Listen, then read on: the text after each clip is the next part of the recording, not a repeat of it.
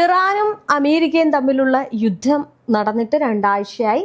ഈ രണ്ടാഴ്ചയ്ക്കുള്ളിൽ ആഗോള സമ്പദ് വ്യവസ്ഥയ്ക്ക് 275 ലക്ഷം കോടി രൂപയുടെ നഷ്ടമുണ്ടായ യുദ്ധമായിട്ടാണ് കണക്കാക്കുന്നത്. ഓഹരി വിപണിയിലെ തകർച്ച വഴി നഷ്ടം 265 ലക്ഷം കോടിയാണ്. അമേരിക്കയുടെ സൈനിക ചെലവ് നോക്കുകയാണെങ്കിൽ അതുവഴിയുള്ളത് 94,000 കോടിയാണ്. ഇസ്രായേലിന്റെ പ്രതിവാര നഷ്ടം 24,000 കോടിയാണ്. ഈ കപ്പൽ വിമാന ഗതാഗത തടസ്സം വഴി 83,000 കോടി. അങ്ങനെ ആ നഷ്ടക്കണക്കുകളുടെ കണക്ക് പെരുകുന്ന ഒരു സാഹചര്യമാണ് ഇപ്പോൾ അമേരിക്കയ്ക്ക് ഉണ്ടാകുന്നത്. എന്തായാലും ഇറാനും അമേരിക്കയും ഇസ്രയേലും ആക്രമിച്ചത് വഴി തന്നെ ഈ ഒരു ആഗോള സമ്പദ് വ്യവസ്ഥയ്ക്ക് ഉണ്ടായിരിക്കുന്നത് വലിയ കനത്ത ഒരു നഷ്ടമാണ്. കൊറിയ മുതൽ കേരളം വരെയുള്ള മുഴുവൻ പ്രദേശങ്ങളെയും അത് ബാധിക്കുകയാണ്. ഹോർമുസ് കടലിടുക്കിലൂടെയുള്ള ഗതാഗതം തടസ്സപ്പെട്ടതോടെ ലോകമെങ്ങുമുള്ള ഓയിൽ ആൻഡ് ഗ്യാസ് സപ്ലൈ താറുമാറായിട്ടുണ്ട്. ഇപ്പോൾ ക്രൂഡ് ഓയിൽ, LPG നിരക്കുകൾ ഇതോടെ പറന്നു കയറി. ഇന്ത്യയിലെ LPG നിരക്കുകൾ വർദ്ധിച്ചത് കഴിഞ്ഞ ദിവസമാണ്. തുടർന്ന് യുദ്ധം വരും ദിവസങ്ങളിൽ സാധാരണക്കാരെ അടക്കം ബാധിക്കുമെന്നതിൽ സംശയമില്ല. നമ്മളുടെ നാട്ടിൽ ഗ്യാസ് സിലിണ്ടർ കിട്ടാതായതോടെ ഇപ്പോൾ കൊച്ചിയിലൊക്കെ തന്നെയാണെങ്കിലും കേരളത്തിൽ പലയിടത്തും ഹോട്ടലുകൾ പൂട്ടി. കഴിഞ്ഞ ദിവസം കൊച്ചിയിലെ ചില ഹോട്ടലുകൾ പൂട്ടുന്ന ഒരു അവസ്ഥയുണ്ടായി. എന്തായാലും ഇന്ത്യയെ സംബന്ധിച്ചിടത്തോളം ഓഹരി വിപണിയിലെ ഇടിവ് വഴി മാത്രം നിക്ഷേപകർക്ക് 22.40 ലക്ഷം കോടി രൂപയുടെ നഷ്ടമാണ് ഇതിനോടകം തന്നെ സംഭവിച്ചിരിക്കുന്നത്. കൂടാതെ എണ്ണവില വർധനവ് മൂലം ഇറക്കുമതി ചെലവ് കുത്തനെ കൂടുന്നത് രാജ്യത്തിന്റെ സാമ്പത്തിക ഭദ്രതയെ സാരമായിട്ട് ബാധിക്കുകയും ചെയ്യുന്നുണ്ട്. പലരും കരുതുന്നത് പോലെ അമേരിക്കയ്ക്കും ഇസ്രയേലിനും ആയുധങ്ങൾ വിറ്റ് ലാഭം കിട്ടുന്ന പരിപാടിയല്ല ഇത് എന്ന് പറയുന്നത്. ഈ ശതകോടികളുടെ നഷ്ടമാണ് ആ രാജ്യങ്ങൾക്കും ഉണ്ടായിരിക്കുന്നത്. എന്നിട്ടും ഇറാൻ എന്ന ആഗോള വിപണനത്തിനെ തടയാൻ അവർ കയ്യിൽ നിന്ന് കാശ് ചെലവിട്ട് യുദ്ധം ചെയ്യുകയാണ്. കാരണം ഇറാൻ ആണവ ശക്തിയാൽ പിന്നെ ഈ ഒരു ഭൂമുഖത്ത് അമേരിക്കയും ഇസ്രയേലും ഉണ്ടാവില്ല എന്ന് അവർക്ക് നല്ല രീതിയിലുള്ള ഒരു നിശ്ചയമുണ്ട്. അതിന്റെ ഭയം മൂലമാണ് ഈ പരിപാടികളൊക്കെ ചെയ്ത് വലിയ നഷ്ടം വരുത്തി വെച്ചിരിക്കുന്നത്. എന്തായാലും 2026 ഫെബ്രുവരിയിൽ പശ്ചിമേഷ്യയിൽ ആരംഭിച്ച യുദ്ധത്തെ തുടർന്ന് ആഗോള ഓഹരി വിപണികളിൽ നിന്ന് ഏകദേശം $3.2 ട്രില്യൺ മൂല്യം തുടച്ചു നീക്കപ്പെട്ടതായിട്ട് റിപ്പോർട്ടുകൾ സൂചിപ്പിക്കുന്നു. ദക്ഷിണ കൊറിയയിൽ ഒറ്റ ദിവസം കൊണ്ട് വിപണി മൂല്യത്തിന്റെ 8% ഇടിഞ്ഞു. ജപ്പാനിൽ നോക്കുകയാണെങ്കിൽ പ്രധാന സൂചികളിൽ നിന്ന് 6% വരെ ഇടിവ് രേഖപ്പെടുത്തി. ജർമ്മനി, സ്പെയിൻ, ഇറ്റലി തുടങ്ങിയ രാജ്യങ്ങളിലെ വിപണികളിൽ 4 മുതൽ 5 വരെ താഴ്ന്നിട്ടുണ്ട്. ഇനി MSCI ഏഷ്യ പസഫിക് ഇൻഡെക്സ് യുദ്ധം തുടങ്ങിയ ശേഷം ഈ ഒരു സൂചികയിൽ മാത്രം 7.5% ഇടിവുണ്ടായിട്ടുണ്ട്. ഇന്ത്യയിൽ ഓഹരി വിപണിയിലും നിക്ഷേപകർക്ക് 22.40 ലക്ഷം കോടി രൂപയിലധികം നഷ്ടമുണ്ടായതായിട്ട് കണക്കാക്കപ്പെടുന്നുണ്ട്. ഈ സെൻസെക്സ് അതിന്റെ എക്കാലത്തെ ഉയർന്ന നിലയിൽ നിന്ന് 10%-ലധികം താഴേക്ക് പോയി. ഈ ചില ദിവസങ്ങളിൽ മാത്രമേ 2,400 മുതൽ 2,700 വരെയുള്ള പോയിന്റുകളുടെ വലിയ ഇടിവുകൾ രേഖപ്പെടുത്തിയിട്ടുണ്ട്. യുദ്ധത്തെ തുടർന്ന് യൂറോപ്യൻ ഓഹരി വിപണികളിലും വൻതോതിലുള്ള സാമ്പത്തിക തകർച്ചയാണ് രേഖപ്പെടുത്തിയിട്ടുള്ളത്. എന്തായാലും ആദ്യ ദിവസങ്ങളിൽ തന്നെ യൂറോപ്യൻ വിപണികളിൽ നിന്ന് ഏകദേശം $500 ബില്യൺ അധികം പറയുകയാണെങ്കിൽ ഏകദേശം 41 ലക്ഷം കോടി രൂപയുടെ കാര്യമാണ്. അതായത് അവ നിക്ഷേപകരുടെ സമ്പത്ത് നഷ്ടപ്പെട്ടതായിട്ട് കണക്കാക്കപ്പെടുന്നു. മാർച്ച് ആദ്യവാരത്തിൽ ഒരു ഘട്ടത്തിൽ പാൻ യൂറോപ്യൻ സൂചികയായിട്ടുള്ള സ്റ്റോക്സ് 600 ഒറ്റയടിക്ക് 3.1% വരെ ഇടിഞ്ഞു. പ്രമുഖ വിപണികളായ ജർമ്മനിയുടെ DAX, ഫ്രാൻസിന്റെ CAC 40, സ്പെയിനിന്റെ IBEX 35 എന്നിവയിൽ 2.4% മുതൽ 3.4% വരെ ഇടിവ് രേഖപ്പെടുത്തി. അതായത് ഓരോ രാജ്യങ്ങളിലെ ഇടിവിന്റെ കണക്കുകളാണ് ഇപ്പോൾ പറഞ്ഞിരിക്കുന്നത്. ഒരു ശതമാനമാണ് പറഞ്ഞിരിക്കുന്നത്. യുദ്ധം നീളുമെന്ന സൂചനകൾ വന്നതോടെ ഈ ജർമ്മൻ ആയുധ നിർമ്മാതാക്കളായിട്ടുള്ള റൈറ്റൽ മെന്റൽ പോലുള്ള കമ്പനികളുടെ ഓഹരികളിൽ പോലും 8% വരെ ചാഞ്ചാട്ടം പ്രകടമായി എന്നാണ് സൂചിപ്പിക്കുന്നത്.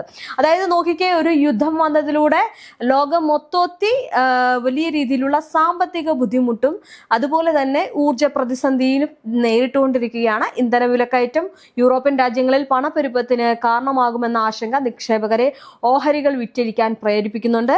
ഇന്ത്യയിലെ ഏറ്റവും വലിയ നിക്ഷേപകരായിട്ടുള്ള LICയുടെ ഇക്വാലിറ്റി പോർട്ട്ഫോളിയോയിൽ നിന്ന് മാത്രം ഏതാനും ദിവസങ്ങൾക്കുള്ളിൽ 70,000 കോടി രൂപയുടെ നഷ്ടമാണ് ഉണ്ടായിരിക്കുന്നത്. രൂപയുടെ മൂല്യം ഡോളറിനെതിരെ റെക്കോർഡ് താഴ്ചയായിട്ടുള്ള 92 എത്തിയത് ഈ വിദേശ നിക്ഷേപകർ ഓഹരികൾ വിറ്റഴിക്കാൻ കാരണമായിട്ടുണ്ട്. എന്തായാലും പണപ്പെരുപ്പ് ഭീഷണി വർദ്ധിച്ചതോടെ ഓഹരികളിൽ നിന്ന് പണം പിൻവലിച്ച് ഈ നിക്ഷേപകർ സ്വർണം, അതുപോലെ തന്നെ US ട്രഷറി ബോണ്ടുകൾ എന്നിവയിലേക്ക് മാറിയത് വിപണിയെ തളർത്തിയിട്ടുണ്ട്. യുദ്ധം അമേരിക്കൻ ഓഹരി വിപണിയെയും വളരെ രീതിയിൽ ബാധിച്ചിട്ടുണ്ട്. ആദ്യ ആഴ്ചകളിൽ തന്നെ അമേരിക്കൻ വിപണിയിലെ പ്രധാന സൂചികകളിൽ നിന്നായിട്ട് ഏകദേശം $1 ട്രില്യൺ ഏകദേശം 83 ലക്ഷം കോടി രൂപയുടെ വിപണി മൂല്യം ഇടിഞ്ഞു. നോക്കിക്കേ, എത്ര വലിയ രീതിയിലുള്ള സാമ്പത്തിക നഷ്ടവും ആണ് സംഭവിച്ചുകൊണ്ടിരിക്കുന്നത്. അതായത് അമേരിക്കയുടെ ഈ ഒരു വ്യാമോഹം കൊണ്ട് വലിയ രീതിയിലുള്ള സാമ്പത്തിക നഷ്ടം ലോകരാജ്യങ്ങൾ നേരിട്ടുകൊണ്ടിരിക്കുകയാണ്. എന്തായാലും മാർച്ച് ആദ്യവാരത്തിൽ ഒരു ഘട്ടത്തിൽ ഈ ഡൗ ജോൺസ് സൂചിക 800 പോയിന്റോളം ഒറ്റ ദിവസം കൊണ്ട് ഇടിഞ്ഞു. S&P 500 സൂചിക യുദ്ധം തുടങ്ങിയതിനു ശേഷം ഏകദേശം 1.5% മുതൽ 2% വരെ പ്രതിവാര നഷ്ടം രേഖപ്പെടുത്തിയിട്ടുണ്ട്. മാർച്ച് 6 അവസാനിച്ച വാരം കഴിഞ്ഞ 6 വർഷത്തിനിടയിൽ ഏറ്റവും വലിയ പ്രതിവാര തകർച്ചയ്ക്കാണ് വാൾസ്ട്രീറ്റ് സാക്ഷ്യം വഹിച്ചിട്ടുള്ളത്.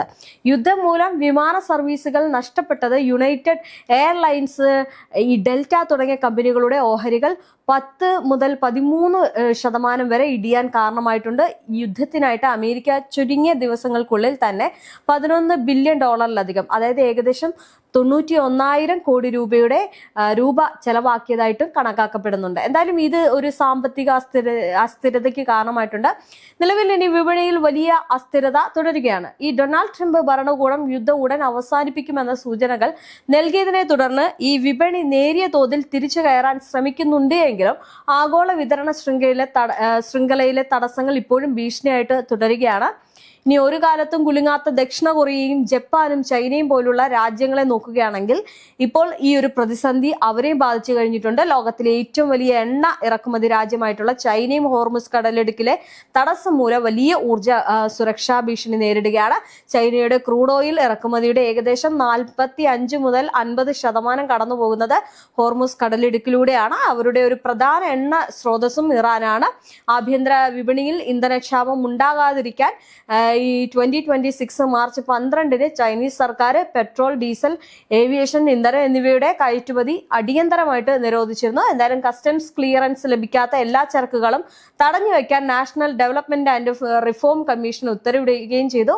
മുൻകൂട്ടി ഒപ്പിട്ട കയറ്റുമതി കരാറുകൾ പോലും റദ്ദാക്കാൻ ഈ റിഫൈനറികൾക്ക് നിർദ്ദേശം നൽകിയിട്ടുണ്ട്. വിതരണത്തിലെ കുറവ് പരിഹരിക്കാൻ ചൈനയിലെ പ്രധാന എണ്ണ കമ്പനികളായിട്ടുള്ള സിനോപെക്, സെജിയാങ്, ഈ പെട്രോ കെമിക്കൽ എന്നിവ ഉൽപാദനം ക്രമീകരിച്ചിട്ടുണ്ട്. എന്തായാലും ചൈനയ്ക്ക് ഏകദേശം 139 കോടി ബാരൽ എണ്ണയുടെ കരുതൽ ശേഖരം ഉള്ളതിനാൽ കുറച്ച് മാസത്തേക്ക് ഈ പ്രതിസന്ധിയെ അതിജീവിക്കാൻ കഴിയുമെന്നാണ് കരുതപ്പെടുന്നത്. ഇനി ഏകദേശം 120 ദിവസത്തെ ആവശ്യത്തിന് തികയുന്നതാണിത്.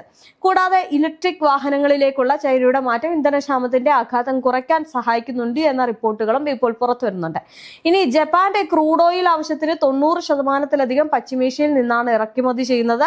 ഈ പ്രതിസന്ധി പരിഹരിക്കാൻ ചരിത്രത്തിലെ ഏറ്റവും വലിയ എണ്ണ ശേഖര വിപണിയിൽ ഇറക്കാൻ ജപ്പാൻ തീരുമാനിച്ചിരിക്കുകയാണ്. ഏകദേശം 80 മില്യൺ ബാരൽ, അതായത് 45 ദിവസത്തെ ഉപയോഗത്തിന് തുല്യം എണ്ണയാണ് ജപ്പാൻ പുറത്തെടുക്കുന്നത്. ഈ പെട്രോൾ വില ലിറ്ററിന് 170 yen എന്ന പരിധിയിൽ നിലനിർത്താൻ സബ്സിഡികൾ നൽകുമെന്ന് പ്രധാനമന്ത്രി സാനോ തക്കായിച്ചി പറഞ്ഞിട്ടുണ്ട്. ഈ കഴിഞ്ഞ 30 വർഷത്തിനിടയിൽ ആദ്യമായിട്ടാണ് പെട്രോളിനും ഡീസലിനും ഈ ദക്ഷിണ കൊറിയ വില പരിധി ഏർപ്പെടുത്തിയിരിക്കുന്നത്. അതും വളരെ ശ്രദ്ധേയമായിട്ടുള്ള ഒരു കാര്യമാണ്. ഇനി പ്രസിഡന്റ് ലീ ജെ മ്യൂങ് ആണ് ഈ ഒരു അടിയന്തര പ്രഖ്യാപനം നടത്തിയിട്ടുള്ളത്. ഇന്ധനക്ഷാമം മറികടക്കാൻ അറ്റകുറ്റപ്പണികൾക്കായിട്ട് നിർത്തിവെച്ചിരുന്ന ഈ ആണവ റിയാക്ടറുകൾ അടിയന്തരമായിട്ട് വീണ്ടും പ്രവർത്തിപ്പിക്കാൻ ഈ സർക്കാർ ഉത്തരവിട്ടിട്ടുണ്ട്. ഇനി അടുത്ത് നോക്കുകയാണെങ്കിൽ പ്രകൃതിവാതകത്തിന്റെ കാര്യത്തിലാണ് ദക്ഷിണ കൊറിയ കൂടുതൽ വെല്ലുവിളി നേരിടുന്നത്. നിലവിലുള്ള വാതക ശേഖരം ഏകദേശം 9 ദിവസത്തെ ആവശ്യത്തിന് മാത്രമേ തികയുന്നുള്ളൂ. ഈ സാമ്പത്തിക ആഘാതം കുറയ്ക്കാൻ 100 ട്രില്യൺ വേണമെന്നുള്ള ഒരു സ്റ്റെബിലൈസേഷൻ ഫണ്ടും സർക്കാർ രൂപീകരിക്കുന്നുണ്ട്.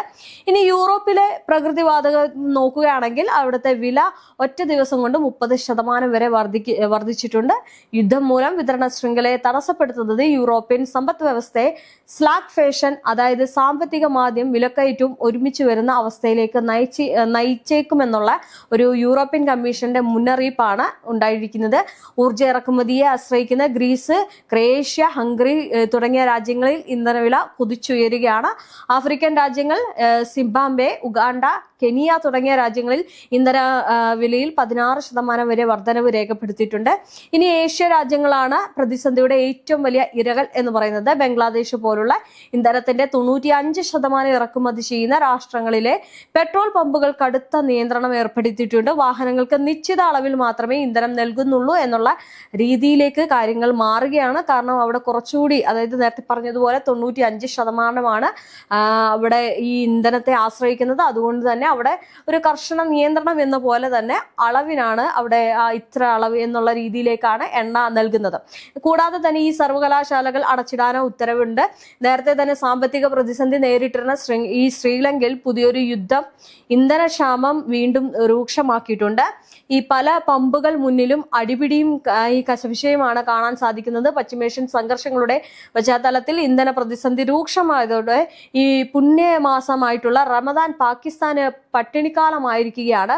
ഈ സ്കൂളുകൾക്ക് മാർച്ച് 16 മുതൽ 2 ആഴ്ചത്തേക്ക് അടച്ചിടുന്ന ഒരു സ്ഥിതിയാണ് ഉണ്ടാകുന്നത്. കോളേജുകളും ഈ സർവകലാശാലകളും ഇക്കാലയളവിൽ ഓൺലൈൻ ക്ലാസ്സുകളിലേക്ക് മാറാൻ നിർദ്ദേശം നൽകിയിട്ടുണ്ട്. ഈ സർക്കാർ ഓഫീസുകൾ ആഴ്ചയിൽ 4 ദിവസം മാത്രം പ്രവർത്തിക്കുകയുള്ളൂ.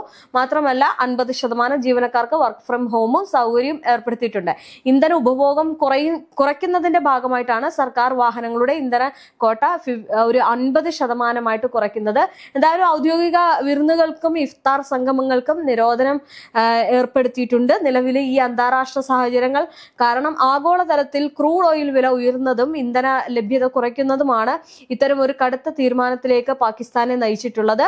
അടുത്ത 2 മാസത്തിനുള്ളിൽ സർക്കാർ വകുപ്പുകൾക്കുള്ള എണ്ണ അലവൻസുകൾ 50% വെട്ടിക്കുറയ്ക്കാനും ഈ ജീവനക്കാരുടെ ശമ്പളം കുറയ്ക്കാനും തീരുമാനിച്ചതായിട്ട് ഈ പാക് പ്രധാനമന്ത്രി ഷഹബാസ് ഷെരീഫ് അറിയിച്ചിട്ടുണ്ട്. പാകിസ്ഥാനിൽ പെട്രോൾ ഡീസൽ വിലക്കയറ്റത്തിൽ ലിറ്ററിന് ഏകദേശം 55 രൂപയുടെ വർധനമാണ് ഉണ്ടായിരിക്കുന്നത്. നിലവിൽ പെട്രോൾ ലിറ്ററിന് 321.17 പാകിസ്ഥാൻ രൂപയും ഡീസലിന് ലിറ്ററിന് 335.86 പാകിസ്ഥാൻ രൂപയുമാണ് കൊടുക്കേണ്ടത്. ഈ പാകിസ്ഥാൻ തങ്ങളുടെ ആവശ്യത്തിനുള്ള എണ്ണയുടെ 80%-ലധികം ഇറക്കുമതിയെയാണ് ആശ്രയിക്കുന്നത്. ഈ പാകിസ്ഥാൻ രൂപയുടെ മൂല്യം ഇടിയുന്നതും വിദേശ നാണ്യ ശേഖരത്തിലെ കുറവ് ഇറക്കുമതി ചെലവ് വർദ്ധിപ്പിക്കുന്നുണ്ട്. IMA ഫണ്ടിൽ നിന്നുള്ള വായ്പ ലഭിക്കുന്നതിനായിട്ട് സബ്സിഡികൾ കുറയ്ക്കാനും പെട്രോളിയം ലെവൽ വർദ്ധിപ്പിക്കാനുമുള്ള തീരുമാനം വിലക്കയറ്റത്തിന് കാരണമായിട്ടുണ്ട്. ഇന്ധന വിലയിലുണ്ടായ 55 രൂപയുടെ വർധനവ് പാകിസ്ഥാനിൽ ഇൻഫ്ലേഷൻ ബോംബ് പോലെയാണ് പ്രവർത്തിക്കുന്നത്. പച്ചക്കറി മുതൽ മാംസം വരെയുള്ള എല്ലാ നിത്യോപയോഗ സാധനങ്ങളുടെയും വില കുതിച്ചുയരുകയാണ്. സർക്കാർ നിശ്ചയിച്ച നിരക്കിനേക്കാൾ വളരെ ഉയർന്ന വിലയ്ക്കാണ് പച്ചക്കറികളും പഴവർഗ്ഗങ്ങളും വിപണിയിൽ വിൽക്കുന്നത്. ഇനി ഉദാഹരണത്തിന് ഒരു ഡസൺ ഏത്തപ്പഴത്തിന് സർക്കാർ വില 240 രൂപയാണെങ്കിലും വിപണിയിൽ ഇത് 300 രൂപയ്ക്ക് മുകളിലാണ് ഉള്ളത്. തക്കാളി, ഉള്ളി തുടങ്ങിയവയുടെ വിലയിലും വലിയ രീതിയിലുള്ള വർധനവ് ഉണ്ടായിട്ടുണ്ട്. എന്തായാലും ചിക്കന്റെ വിലയിൽ ആഴ്ചയ്ക്കുള്ളിൽ 10.46% വർധനവ് രേഖപ്പെടുത്തിയിട്ടുണ്ട്. ബീഫ് കിലോയ്ക്ക് 1800 രൂപ വരെയായും പാൽ ലിറ്ററിന് 300 രൂപ വരെയും ചിലയിടങ്ങളിൽ ഉയർന്നിട്ടുണ്ട്. അങ്ങനെ വീട്ടിലെ ആവശ്യ സാധനങ്ങളുടെയൊക്കെ വില വർദ്ധിക്കുന്ന ഒരു സാഹചര്യമാണ് ഈ യുദ്ധത്തിലൂടെ ഉണ്ടായിക്കൊണ്ടിരിക്കുന്നത്. നോക്കിക്കേ, ലോകരാജ്യങ്ങൾ ഒരു പട്ടിണിയുടെ അവസ്ഥയിലേക്ക് പോകുമോ എന്നുള്ള രീതിയിലും സംശയിക്കേണ്ടിയിരിക്കുന്നു. കാരണം സാധാരണക്കാരെ സംബന്ധിച്ചിടത്തോളം ഇത്തരം വില കയറുന്നത് വളരെ പ്രയാസമുള്ള കാര്യമാണ്. അവരുടെ ദൈനംദിന ജീവിതത്തിൽ അത് വളരെ ബാധിക്കും. മാത്രമല്ല ഈ പറയുന്നത് പോലെ തന്നെ ഈ എണ്ണ, അതായത് വാതകവും ഈ എണ്ണയും ക്രൂഡ് ഓയിലും ഒക്കെ പ്രതിസന്ധി നേരിടുന്നത് വലിയ രീതിയിലുള്ള ഒരു പ്രശ്നങ്ങളിലേക്ക് പോകുമെന്നതാണ് മറ്റൊരു കാര്യം.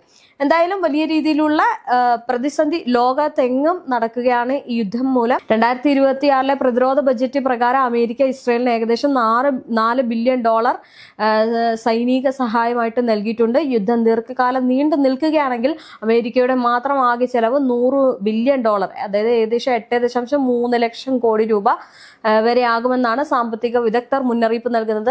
നോക്കുക, കേരളത്തിലും ഇന്ന് വലിയ രീതിയിലുള്ള ഈ ഇന്ധനക്ഷാമവും നേരിടുകയാണ്. എന്തായാലും വരും ദിവസങ്ങളിൽ അത് കൂടുതൽ വ്യാപിപ്പിച്ചേക്കാം എന്നുള്ളൊരു കാര്യമാണ് ഇതിൽ നിന്ന് മനസ്സിലാക്കാൻ സാധിക്കുന്നത്. വലിയ രീതിയിലുള്ള പ്രതിസന്ധി ലോകമെങ്ങും നേരിടുമ്പോഴും യുദ്ധത്തിന് അവസാനമുണ്ടോ ഇല്ലയോ എന്നുള്ളതാണ് ഈ പശ്ചിമേഷ്യയും മറ്റുള്ള എല്ലാവരും, ഈ പറയുന്ന നിരീക്ഷകരെല്ലാം ഉറ്റുനോക്കുന്ന ഒരു കാര്യം എന്ന് പറയുന്നത്.